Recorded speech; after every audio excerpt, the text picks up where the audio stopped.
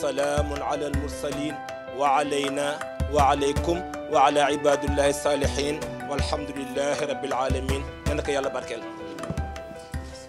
Monsieur le ministre, soyez la bienvenue. À l'entame de mon propos, je voudrais rendre grâce à Dieu et remercier très sincèrement son Excellence, M. Macky Sall, président de la République. En effet, il m'a permis aussi de côtoyer pendant 7 années des femmes et des hommes de valeur, d'accomplir une mission ô combien importante pour notre pays. Monsieur le ministre, mon cher frère, chers collaborateurs, chers frères et sœurs, pendant ces 5 années, nous nous sommes évertués à inscrire notre action dans le sillage tracé par le président Macky Sall, sillage marqué à la fois par la consolidation d'acquis, certains, mais aussi par les réformes hardies qu'exige une politique de renouveau dans notre secteur. Je voudrais présenter mes vœux de succès au ministre Antan, Abdou Karim Fofana, et vous demander de bien vouloir l'accompagner dans l'exécution de cette exaltante mission que le chef de l'État lui a confiée. Et je sais qu'il va réussir sa mission. Je le connais très bien, Inch'Allah. Il a déjà démontré par les sphères ministérielles qu'il a managé avec succès. Je le connais très bien. Je réitère à tous, y compris mes partisans qui m'avaient aidé à remplir et à parfaire la mission civique et ministérielle qui m'a été confiée, mes très sincères remerciements. Je vous remercie. Il me plaît aujourd'hui de passer service avec un homme que j'admire beaucoup, un aîné, qui nous a, au sein de notre formation politique, pour beaucoup, initié à certaines choses. Je lui disais tout à l'heure que ces formules de la valeur actualisée nette nous ont fait tous aller revoir des ouvrages pour comprendre ce qu'était la gestion de projet. Monsieur le ministre, cher grand frère Diène Farba, je n'ai pas le talent philosophique ni le talent littéraire que vous avez pour évoquer Descartes. Et je sais que s'il en était besoin, vous aurez pu aussi évoquer Bob Marley, puisque vous avez été Rastaman dans vos âges. J'espère que je ne trahis pas de secret. Non. Je peux aussi raconter votre rencontre avec Bob Marley en France. Absolument, absolument. Voilà. Donc, parmi vos qualités et les choses exceptionnelles, vous faites partie peut-être des rares personnes de la famille des reggaeman qui est aussi littéraire.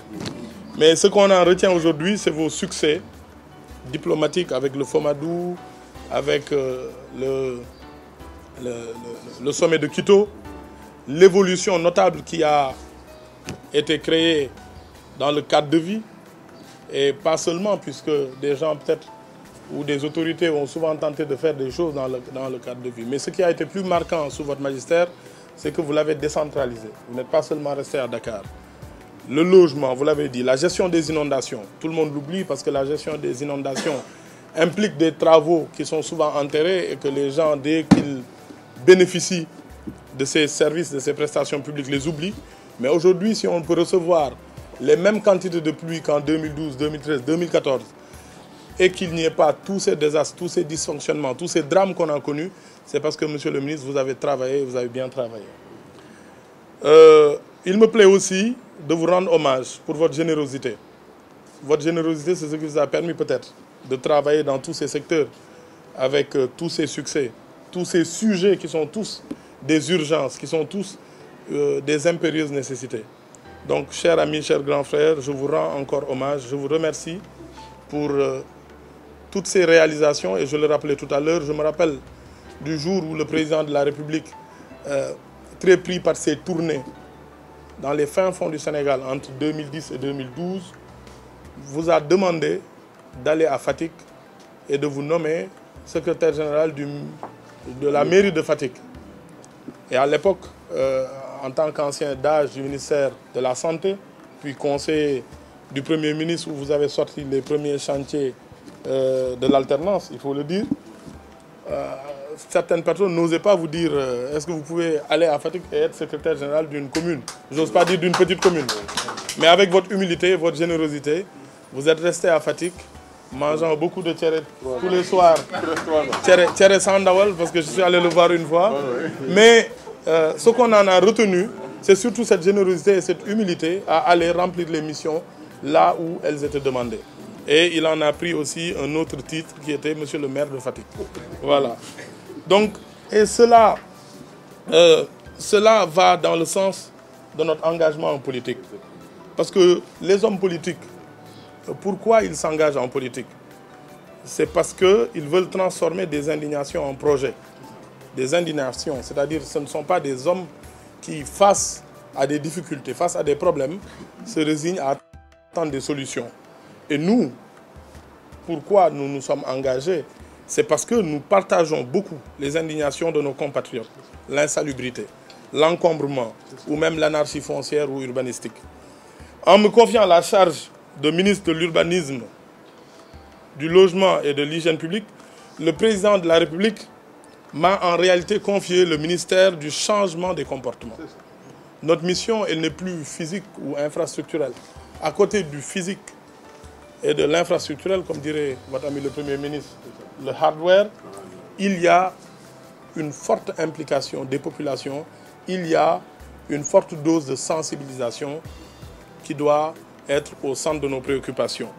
Et on ne change pas les comportements par des décrets ou des lois. C'est par l'implication de chacun et la mobilisation de tous que l'on peut y arriver. Il n'est donc pas question pour moi d'opposer les moyens de l'État aux citoyens, mais au contraire de créer les conditions pour que leurs forces se conjuguent. Ce que je propose donc, c'est une méthode. Une méthode que modestement, avec beaucoup d'autres personnes, nous avons réussi à bâtir au patrimoine bâti et à essayer. C'est la méthode des 3D.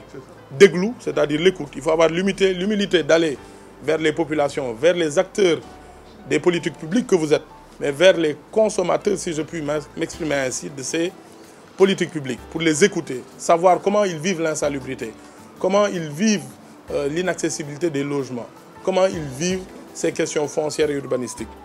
Il faut du diso. Il faut savoir s'écouter. Il faut savoir échanger sur ces sujets. Comment faire l'aménagement urbain d'un quartier, comment créer les espaces de vie. Il faut aller vers les associations. Il faut aller vers toutes ces personnes qui ont des idées, qui transforment des dépotoirs d'ordures en espace culturel. C'est arrivé ici, dans la banlieue de Dakar, à Guédiawaye. Voir, par exemple, dans la commune de Gorée, comment le tri sélectif des déchets a commencé à être une réalité. Mais il faut, après tout, de l'action, du djeuf. Il faut du déglou, il faut du diso et il faut de l'action. Et nous donnerons du temps au déglou, nous donnerons du temps au diso, mais nous agirons aussi.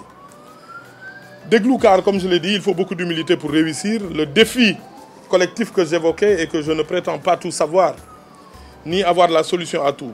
Je vais donc, dans un premier temps, beaucoup écouter, consulter, comparer et étudier. Diso parce qu'il faut, par le dialogue, convaincre matin, midi et soir de ce qu'il faut faire collectivement. Djeuf parce que le pouvoir, c'est avant tout un verbe. Le pouvoir, c'est avant tout un verbe. Et il se conjugue à travers l'action publique afin de permettre, dans notre cas, dans notre secteur d'activité, à atteindre des objectifs. L'accès à un logement pour le plus grand nombre et à un coût accessible. Mettre en œuvre une politique de l'urbanisme adaptée aux défis que pose la croissance démographique urbaine. Et réussir enfin le défi de l'hygiène publique. Pas le réussir de façon sporadique, pas le réussir avec des coups d'éclat. Le réussir dans la pérennité. Que dans les années à venir, que la culture de la propreté, la culture de la prise en charge par les populations des questions de salubrité et d'hygiène publique soit une réalité. Monsieur le ministre, je m'en vais vous remercier encore et vous réitérer mon honneur de servir le peuple sénégalais par la confiance du président de la République et vous appeler, vous tous, dès à présent, à se préparer, à se mobiliser pour ces grands défis qui sont ceux de notre département ministériel. La première des choses, c'est que j'ai décidé que tout le ministère allait déménager à Diamniadio, donc à la deuxième sphère ministérielle. À partir de jeudi prochain, vous ferez les préparatifs.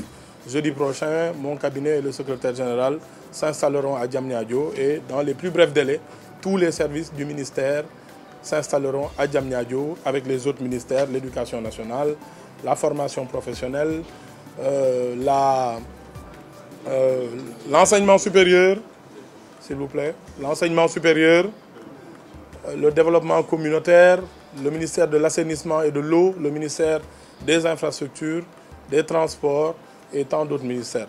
Donc je vous remercie et je vous demande encore d'applaudir Monsieur le ministre Diène Farba Sarr.